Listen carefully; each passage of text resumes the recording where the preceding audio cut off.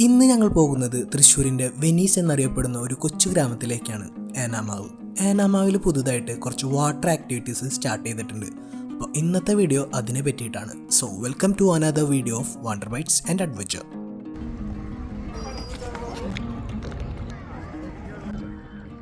ഒരു സൈഡിൽ കായലും മറ്റേ സൈഡിൽ പാടശേഖരിക്കണവും ഇവ തമ്മിൽ വേർതിരിക്കാൻ വേണ്ടിയിട്ട് ഒരു ബണ്ടൊക്കെ നിറഞ്ഞ വളരെ മനോഹരമായ പ്രകൃതി രമണീയമായ ഒരു സ്ഥലമാണ് ഏനാമാവ്. പൊതുവെ നമ്മളിങ്ങോട്ട് വരുന്നുണ്ടെങ്കിൽ സൂര്യാസ്തമയം കണ്ട് കായലിൻ്റെ ഭംഗിയൊക്കെ ആസ്വദിച്ച് വെറുതെ ഇരിക്കാറാണ് പതിവ്. ഇനി കുട്ടികൾ ഉണ്ടെങ്കിൽ അവരെ ഈ കാണുന്ന നെഹ്റു പാർക്കിലാക്കുകയും ചെയ്യും.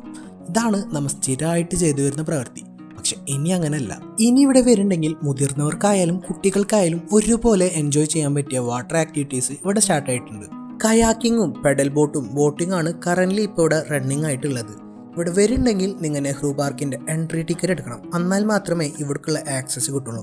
15 രൂപ അഡൾട്ടിനും 5 രൂപ വെച്ച് പിള്ളേർക്കും സീനിയർ സിറ്റിസനുമാണ് ഇവരിവിടെ ചാർജ് ചെയ്യുന്നത്. കയാക്കിങ്ങിനാണെങ്കിൽ പെർ ഹെഡ് 100 രൂപയാണ് അരമണിക്കൂറിന് ഇവർ ചാർജ് ചെയ്യുന്നത്.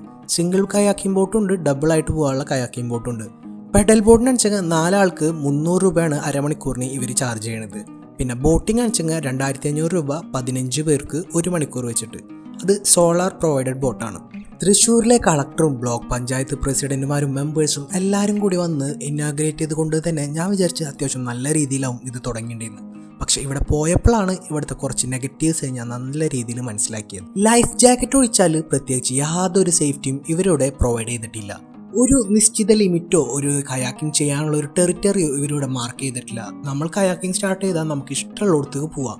പിന്നെ ഇൻ കേസ് എവിടെയെങ്കിലും വെച്ച് മറഞ്ഞാൽ പോലും ഇവർ നമ്മുടെ അടുത്തേക്ക് എത്തിപ്പെടാൻ അത്യാവശ്യം നല്ല ടൈം എടുക്കും. ഇവിടെ ഒരു സ്പീഡ് ബോട്ടോ അതോ അവർക്ക് എത്തിപ്പെടാനുള്ള എന്തെങ്കിലും ഒരു സംവിധാനം ഇല്ല. ഇവിടെ ഈ കയാക്കിങ്ങിൻ്റെ ബോട്ടും പിന്നെ പെഡൽ ബോട്ടും മാത്രമാണ് ഉള്ളത്. അതുകൊണ്ടാണ് ഞാൻ പറഞ്ഞത് സേഫ്റ്റിയുടെ കാര്യത്തിൽ വലിയ മെഷർമെൻറ്റ്സ് ഒന്നും ഇവരിവിടെ എടുത്തിട്ടില്ല. കയാക്കിംഗ് സ്റ്റാർട്ട് ചെയ്യുന്ന ഒരു ഏരിയയിൽ വെള്ളം നല്ല രീതിയിൽ കുറവാണ്. അവിടെ അത്യാവശ്യം നല്ല രീതിയിൽ കല്ലുണ്ട്. അതുകൊണ്ട് തന്നെ നമ്മൾ എത്രയും പെട്ടെന്ന് ഒരു വെള്ളത്തിലേക്ക് ഉന്തി വിടുകയാണ് ചെയ്യുന്നത്. പക്ഷെ അധികം എക്സ്പീരിയൻസ് ഇല്ലാത്ത ഒരാൾ വന്നാൽ അത്ര പെട്ടെന്ന് അയാൾക്ക് ഫ്രണ്ടിലേക്ക് പോകാൻ പറ്റില്ല. ഇനി അഥവാ ഫ്രണ്ടിലേക്ക് പോയാൽ അവിടെ അത്യാവശ്യം നല്ല ഒഴുക്കുണ്ട്. പിന്നെ അത്ര പെട്ടെന്ന് നമുക്ക് കൺട്രോൾ ചെയ്യാൻ പറ്റിയെന്ന് വരില്ല. ഇത് ഇവരുടെ ഒരു മൈനസ് പോയിന്റ് ആയിട്ടാണ് ഞാൻ കാണുന്നത്. കാരണം കയറുമ്പോൾ തന്നെ ഇത്തിരി വെള്ളമുള്ള സ്ഥലത്താണെച്ചെങ്കിൽ നമുക്ക് കുറച്ചും കൂടി കംഫർട്ടായിട്ട് നിന്നതിൻ്റെ ശേഷം ഒന്ന് സെറ്റിൽ ആയതിൻ്റെ ശേഷം നമുക്ക് നല്ല രീതിയിൽ കയാക്ക് ചെയ്ത് പോകാൻ പറ്റും. അപ്പം നിങ്ങൾ ഇങ്ങോട്ട് വരുന്നുണ്ടെങ്കിൽ ഈ പോയിന്റ്സ് ഒക്കെ ഒന്ന് മനസ്സിൽ വെച്ചോളൂ. ഒന്ന് ശ്രദ്ധിച്ചിട്ടും കണ്ടിട്ടൊക്കെ ഇറങ്ങിയാൽ മതി. കുട്ടികളെ നല്ല രീതിയിൽ ശ്രദ്ധിക്കാൻ ശ്രമിക്കുക. അപ്പോൾ മറ്റൊരു വീഡിയോ ആയിട്ട് വരുന്നതായിരിക്കും. So bye from Wonder Bites and Adventure. Thank U.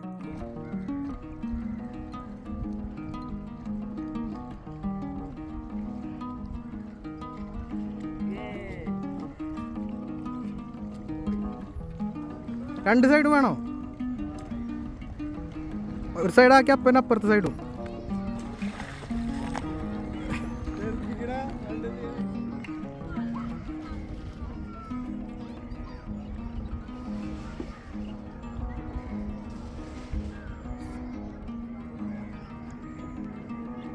ഒന്നീശ പറക്കണത്.